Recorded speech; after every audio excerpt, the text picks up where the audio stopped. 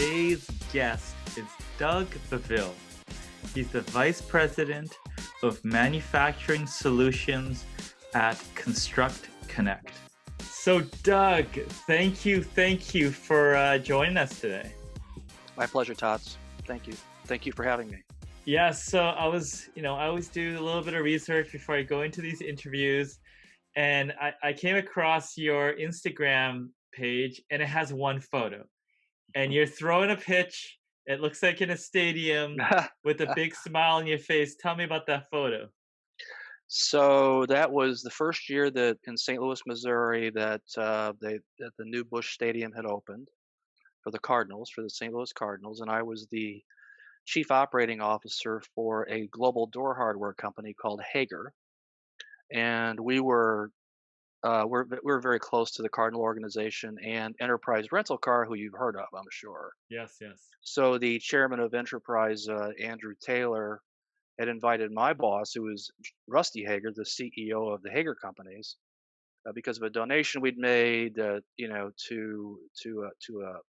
a local group, that we got to throw out the first pitch at the game and got to use their luxury box. So my boss walked in on Monday morning and said, "You're throwing out the first pitch in 2 weeks at the St. Louis Cardinals game on Saturday. I'm too old and fat to do it." So I was actually skinnier and younger then. So the rest is kind of history. So That's awesome. I mean, I've never done that. I mean, I played tennis back in the day, but if I were to be asked to do that, I'd be nervous that I'd miss the mark. I mean, did you practice? How did it oh yeah. go? So the Saturday before that, I was watching the game on TV to see who was throwing out the first pitch, and it was a guy by the name of Chase Daniel, who is in the NFL right now. He was the starting quarterback for the Missouri Tigers. And Chase got up on the mound and quickly put it in the dirt. And I told my son, I said, "Get your ball glove. We're going up to the local church ball yard to practice because I'm not putting it in the dirt." So it's nerve wracking, Todd's for sure. You get there, you're standing in the middle of that stadium, and you've got the Pittsburgh Pirates in one bullpen, the Cardinals are in the other bullpen. Albert Pujols, all the superstars are standing around, and my son was sitting there as I walked up to the mound, my name's up on the scoreboard, my title with the company, and the PA announcer said to my son, "Aaron, do you think your dad's going to throw a good pitch?" And throughout the stadium, all I could hear was his voice say, "I hope so." So I did get it over, got it over the plate, not in the dirt, because I told the guy I was throwing to, the Cardinal I was throwing to, that I was not going to put it in the dirt. It's either going to go over his head or into his glove. So anyway, it's an experience I'm glad I got to do it. I'd do it again with more confidence, I guess. Yeah, So wonderful. That's great. yeah. Now that was Thank you. just Thank you for asking. That's a great story. Yeah. You've been involved in the materials side, the building materials construction side for a long time. How did you get into that? So it's a great question. So I got my undergraduate degree, came out of the University of Michigan with a degree in marketing and with a minor in economics. Went to work for a company called Dodge. They were part of McGraw-Hill Construction at the time, and they were called the FW Dodge Corporation, a division of McGraw-Hill Publishing. And I started with them in 1982, and was there for about 18 years. Through that period, I worked with nothing but building product manufacturers. And so during that 18 years, at the very end, for the last several years, I was running a group called Enterprise, which was just myself and 6 other economists. And we worked with the manufacturers on building product demand models, where to put their salespeople, where to put their distribution channels based upon historic construction and the forecast of current construction and the kind of materials they manufactured. And it was all commercial. Some were combinations, but the specialty was commercial building products. And then I went from there. I went after 18 years. The company I just mentioned with the throwing out the baseball was the Hager companies in St. Louis. They're family owned. at that time, a 150-year-old company. Were their fifth generation owners, and they'd recruited me to come in and essentially put together sales and marketing. But within a couple of years, I created three new product families. They were just mainly a hinge and what you would call a flat goods company. Flat goods would be the kick plates on a door, or the pull plates. And then we branched out into locks, closers, and panic hardware. And we sourced all that out of China and Taiwan. So then I moved into that, did that for 9 years. Went from there on my own, went into the BIM area as a consultant. I consulted building product manufacturers, kind of got pulled kicking and screaming into the BIM world. And then from there, I went on to run marketing for a company called Flaktwoods out of Sweden for their US operations, which were HVAC related. And that was only there for about a year and a half or so. And then moved to a company called the Blue Book Building and Construction Network as their chief economist and head of their manufacturing strategy group. And then after a couple of years, I got an opportunity to do a startup for a company called BIM Object out of Sweden. So I did their U.S. startup under a 2-year contract. I ran that group on January 1st of 2016. I was their only employee in the U.S. And by the end of 2017, we had 20 employees and the largest BIM platform in the world in the United States. A lot of that came from an acquisition of Autodesk Seek, which was at that point the largest BIM cat platform in the United States, and we acquired that and all their employees. So from there, during that time, I once we acquired Seek, I'd gotten a lot of attention from the press release from and one of those companies was MasterSpec. MasterSpec is a product of the American Institute of Architects. It's the largest specification platform in the world. They're only U.S. based, but there are architects throughout the globe that use it to specify products in the United States for buildings here. Um, I worked with them while I was at BIM Object, and when I left BIM Object at the end of 2017, I took a few months off and I consulted for them.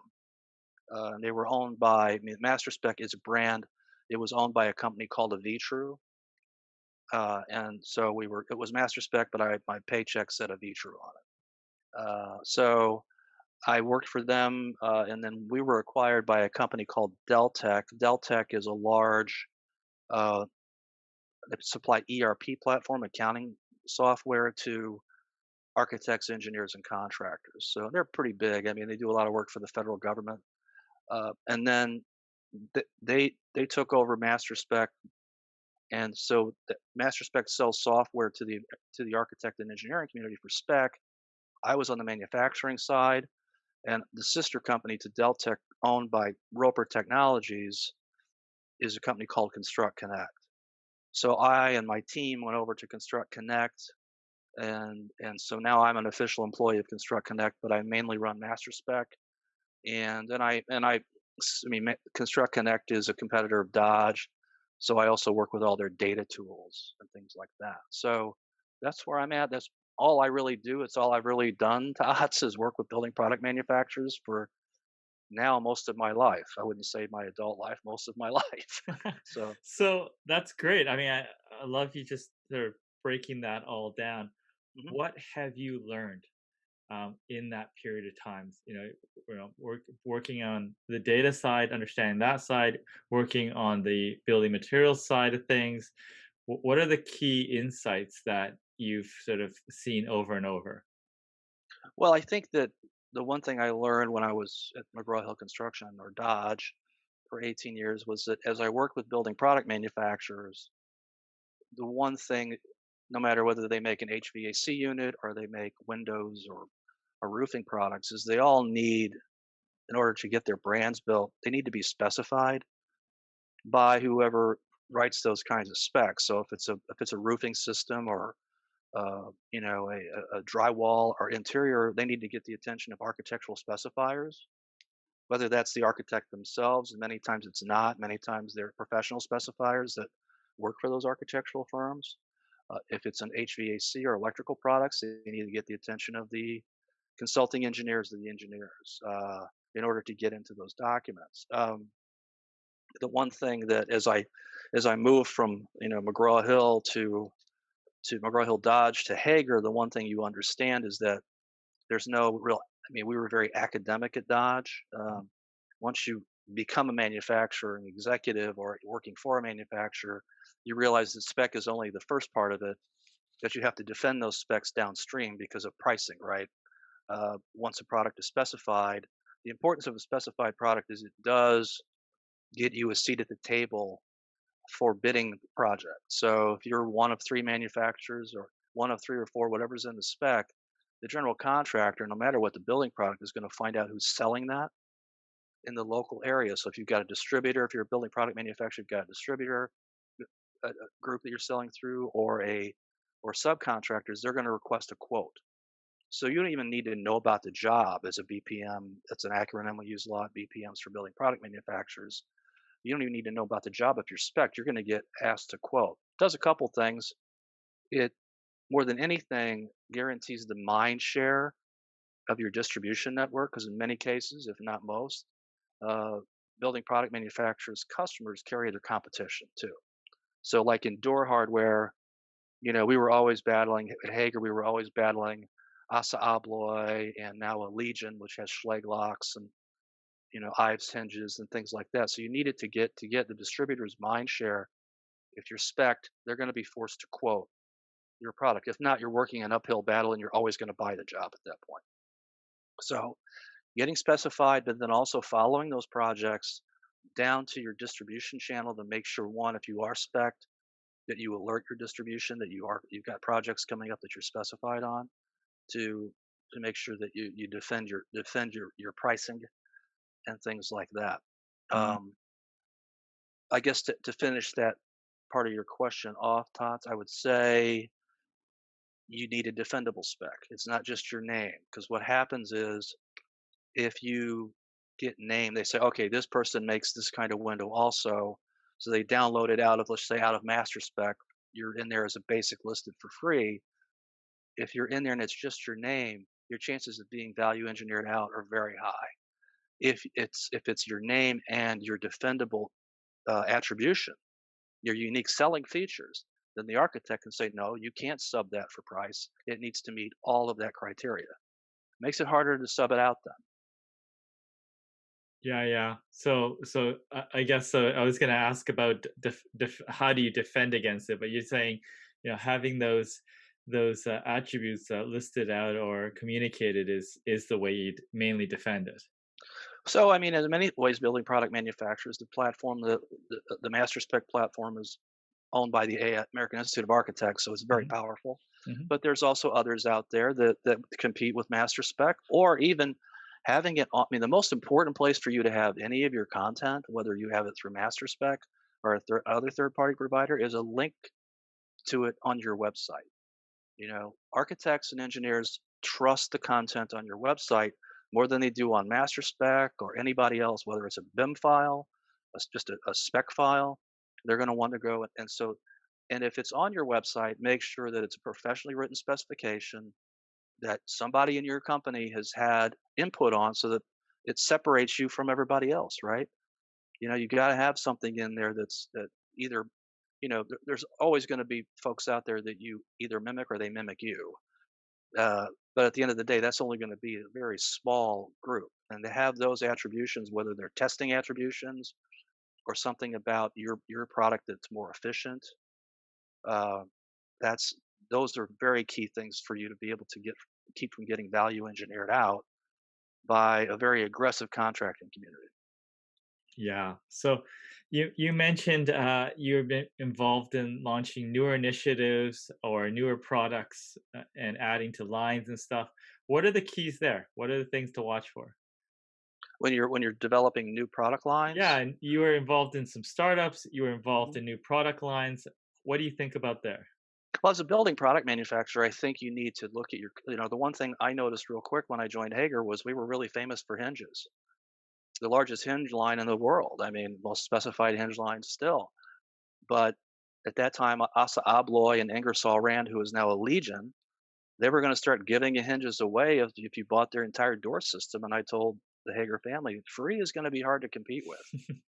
So even though we got this great hinge, uh, so it was a gap analysis. I mean, I think you really need to understand where your product gaps are in relation to your competition. You don't have to add everything they have. You have to add only those things that give value to your offering, because architects and engineers don't want to go everywhere. If they can find one company that they can get most of the, what I would say, the home run kind of products from, they're going to keep going back there again and again because they have other things to do, like all of us, right? Um, so make sure your breadth of line is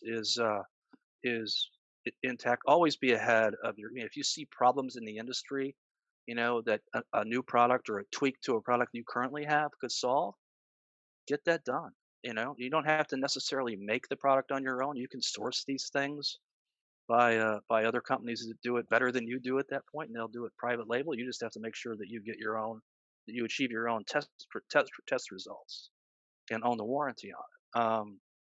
Outside of building products, in the technology space, it's a brave new world out there, Tats. It's a there's a lot of promises going on to the manufacturing group about, you better get into the BIM space or you're going to go out of business kind of stuff, and that's certainly not true.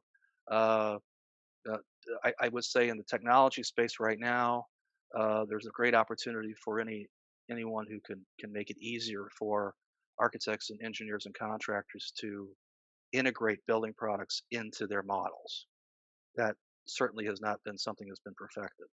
Yeah, for There is sure. there is a lot of architects and engineers and that are adopting BIM as a technology within their offices, and that's a smart thing to do. And they've moved way down that road already. So especially with integrated project delivery and design build and CM at risk as preferable new methods of contracting, those technologies fit perfectly in there. The thing they're having a hard time with is working with building products Mm, in those models. yeah, It's for sure. either the model's too heavy or the model's too light, and the manufacturers can't have 20 different models. I mean, so that's one of the that's an area that I think that somebody in the tech world has an opportunity Mm, to yeah. help the users of building products and BIM models make it more flexible, I guess. Yeah, those are some good insights. Now, you mentioned earlier about using data to, figure out where to distribute your sales team and opportunities. Walk me through that process. As a materials manufacturer, how should they approach that? Who do they need to partner with, and what are the key pieces of data they need to look at? Well, I would say that a lot of manufacturers right now aren't even doing the basics. Just taking advantage of. I don't know how many times when I was running my own business, I used census data, construction spending census data that's broken out into several different project types. In mapping, see if you're trending. So, like a lot of manufacturers, in times when times are good, your sales are growing, right? But are your sales growing with the industry? Because you could be losing. I've worked with so many building product manufacturers that say, "Man, we've grown X amount." Yeah, but the industry's grown more than that. You've actually lost market share. And the danger in that is when the economy slows down, which it always does, it's cyclical, you're going to find yourself on the outside looking in from a market share perspective. So even though you're growing, are you growing at an acceptable rate to the industry? Um, you can use free information from the Census Department, which is updated every month. Or you can get even, what I did at Hager was I used at that point in time Dodge data, which was a start series, which means it's normally when the project starts, it means it's awarded to the general contractor. You can actually forecast with lag when those jobs are going to start and use that to forecast material demand, headcount at the plants, and things like that. It gets more sophisticated, but certainly, and now since I'm here, Construct Connect offers the same data as Dodge, so we can, I would, ideally just start with the basics. If you don't know how to do that, work on that, and then certainly one Dodge or Construct Connect or other folks out there. Mainly those two companies can help you with more sophisticated product demand models. That just one, make sure you're tracking with the industry. Two, figure out what that market share is. Once you've got market share, you can use these more sophisticated tools to forecast, your entire business. You can have an entire data-driven strategy around that. Yeah, for sure. Yeah, fundamentals are important. Now there's a lot happening in the industry right now, Hmm. and who knows how it'll settle out. But what are your thoughts on the trends, that are sort of driving the industry and that, or you're tracking very closely? Well, I spend a lot of time tracking, in the past, and still to a very large extent, as I mentioned, construction processes, construction delivery processes. In the U.S., so much of it was design, bid, build, which was siloed. The architects worked with the owner on design. They put it out for general contract bids, and to do that, you get a group of GCs, and what they're doing is they're sourcing subcontract bids, right, and collecting all this. Subcontractors reaching out to the building product manufacturers to get their bids. So that is kind of an archaic way of doing things. But in today's world, we're starting to move into more, especially with technology, with BIM, growing areas like CM at risk, construction manager at risk, or integrated project delivery. You're going to hear IPD, and then also just design build, which is probably the most famous of those three alternatives. I track the usage of those because that changes a lot of things. The contractors are a lot more involved in product decisions than in the old process. So I do stay quite a bit on top of how that industry's changing. With ConstructConnect's data, we can actually tell by during the reporting process what kind of project it is, whether it's design build or design bid build or whatever. So, but I Yeah. think that's an area that makes it. I don't think the manufacturers really appreciate how big of a deal that is when they're selling into it, Hmm. Just how to it hope. impacts things. Yeah, for sure. So I saw, now I'm just going to another social media platform, and you talked about you're a fly fishing hippie. What's that all about? Well, I am an avid fly fisherman.